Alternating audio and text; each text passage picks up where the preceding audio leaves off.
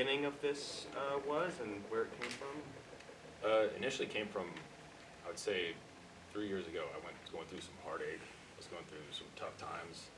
I remember I asked someone, I heard a question about, you meet everybody in your life that you've ever met, say you're in a room, who's the first person you look at, first person you seek at? And kind of dove deeper into that and was thinking, like, there's a difference between dying and the end of the world. Because when you die, you have a legacy. End of the world is just that moment. Like, there is nothing to pass on. So I tried to touch on different love stories and how people react. You know, as you can tell, there's 5 different chapters. And what I want to do is kind of touch on at least one of these chapters, or to touch on someone, whoever wants it. Okay, and so in mentioning chapters, why an anthology? Same setting, but just different people. And the way I had to shoot it, it was totally indie. You could ask, I was so in touch with the actors, because there was I was a cinematographer, I did all the audio, I did everything. Wow. It was one of those where I'd sit down with the actors, they were as much involved in it as I was. And kind of went down like, what do you think your character would do? How do you think your character would feel in this situation? Because the dialogue, I led them down a path, then there's certain points where, okay, now you kind of choose how you want to present it. And we'd had that freedom. Okay. And I think this piece does a really good job of balancing like the light and dark, the like sweet but also subversive and definitely comedic. Was balancing that really hard as a writer or even as the editor? Not in the city. In this, we're all just, you could tell here in Los Angeles, everybody's just caught up in their own world. Like even just recently, there's stuff going on. And the next area of conversation is like, all right, in and out. You know, it's just like, are we doing this? Are we going this way? And it was quite easy to do that here because the dynamic of different people and who you meet here is so vast. It's all you got to do is step back and just take it all in. You just different stories each day, rapidly, every day. Yeah. And can I ask? I mean, this thing is like dripping with style.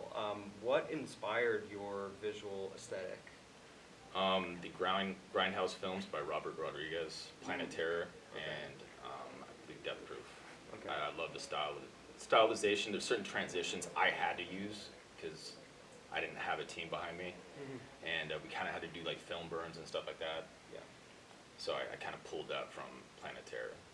Okay. And you thought it would work for this style and tone? Yeah. I mean, yeah. it clearly does, yeah. Yeah, you kind of have that like dark overlay, but everybody being okay with it.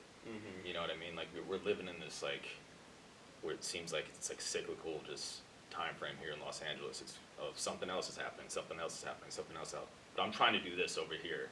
So this is going, but you're still walking here. It's just in your right ear is one thing, but you're walking down this, and I felt like that kind of matched visually what we were all going through. Yeah, yeah. And I just want to ask, what would your last day look like? Ooh. Probably I would pick it. Do I get to? Damn. 'Cause it doesn't. I don't know. That's a good question. I don't. I would pick it with somebody who's already passed, so I don't know if that makes sense. I see. But yeah, it'd be my aunt. I see. Yeah. Okay. She laid some good words before she passed. So. Yeah, it's really special. Yeah, I don't know where though. Probably eating somewhere. Yeah. In and out. Yeah. Exactly. And then this is a more general question because I know we have a lot of filmmakers in the audience here. But was there something that you learned as a filmmaker on this project specifically? Oh, just to keep going. Yeah. Yeah, just keep. Something's going to happen. Something's going to happen, and just learn to work with the people that you're with. Because in the end, we're all creatives, and you're not until you do it. You know, this was my first film. Wow, is it really? Yeah, first Congratulations. thing I wrote, and I was like, let's just do this.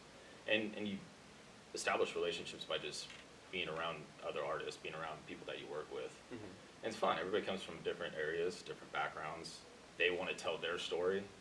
Sometimes you kind of want to, can we implement that, put that in, something we're doing here? Maybe not, maybe we can, So yeah, that's one thing that, to answer your question, that's to Keep going. Is to keep moving forward. Yeah, you're gonna have slip ups. Yeah, of I mean, course. this is such like a champagne problem, but we had to shoot him out twice. Yeah, it's just stuff like that. But that's just the technical side. Mhm. I think establishing relationships with people that you work with, and just knowing that they're on a, sometimes they might be having a bad day. We have bad days. Just there's always a new day. Move forward. Move forward. Absolutely. Any questions from the audience out here? Yeah, please. So this film, it feels like it's deeply personal to you. Even the names of some of these characters coming across, say like Oksana, Jules, Evan. I was just curious, are those personal names? Do they come from somewhere in your personal life, or you just throwing stuff out there? No, they're personal. Yeah. They're very personal. No, yeah, they are. There's I'm in the film, I certain know the certain answer to people, this yeah. Certain people that I kind of snuck in like names because they represent somebody that I met in my life. Like, we get to do that. This is my little back door to this is you. I see. But yeah. Okay. And as an artist, when you do that, is there, you're doing that obviously for yourself as you're reflecting yourself in your art, but then maybe even those people that you're putting in there see it. Is there any kind of dialogue that happens there, or is it just personal, just for yourself?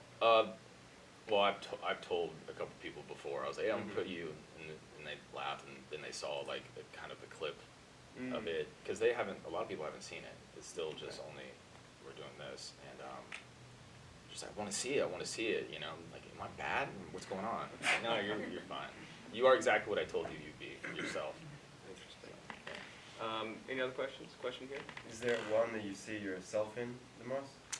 Probably the fourth chapter with the dog. You're taking over your late wife's dog, so you just make sure like, hey, like I'm comforting you to the other side. I think I miss my dog. I had to give him up to my grandparents back in Oklahoma. So there's it's kind of like a portal through someone else. Does that make sense? Like it's Right. somebody's gone, but a part of them still has a heartbeat somewhere else. So Beautiful. Any other question here? I want to go back to the visual style that you guys referenced earlier, and this might be boring, so forgive me, but like, could you just talk about some of the technical stuff you did to achieve the look? Did you shoot on film? Did you emulate film? It felt like you were pulling out frames here and there. Little yeah, glitches. so I made sure to shoot everything with the telelens, so I could zoom in and out. I made sure there's one thing that kind of brought into the background. I made sure every chapter had a point where you definitely tell there's something in the background. When they're eating at chapter 2, when they're eating at the table, there's that window. I made sure the third character in each chapter, there's something in the background, somebody would catch the eyes, because something's happening. We all know what's happening. We break the fourth wall. That's another thing. I didn't want, like in Star Wars, how they have like the overlay in the beginning, just tells you what's happening. I didn't want to do that. I kind of want to sneak in like those fake commercials, the PSA announcements to tell the audience like, you're living here, like this is what's happening. So I kind of gave that a little bit more clarity. But yeah, my film style was make sure like kind of do it a little cheeky and giving the audience like breadcrumbs of what's going on. But on the technical side, yeah, it was 35 millimeter, and some of the shots were in 5K, 4K. The beginning chapter, we slowed it down a little bit, so there were 60 frames. We tried to slow it down just to get her hair flowing and have that little more beach aesthetic, a little slowed down crash. But yeah, Look great. yeah, Cool. thank you. Yeah. Any final questions? Over here. I just think about how you did like the VFX in film and like what that was like coordinating. So I had one editor. He did everything. I broke everything, the timeline, everything down. He had to smooth everything out, but we had to hire one extra person just for the intro scene to make the explosion look a little bit more realistic. Because we shot on site, there was no green screen, so that was the only rough patch. But yeah, we got like certain, like the title overlay, like I let him choose, and like out of 3, and he did well and picked what I felt like worked pretty well. All right, round of applause.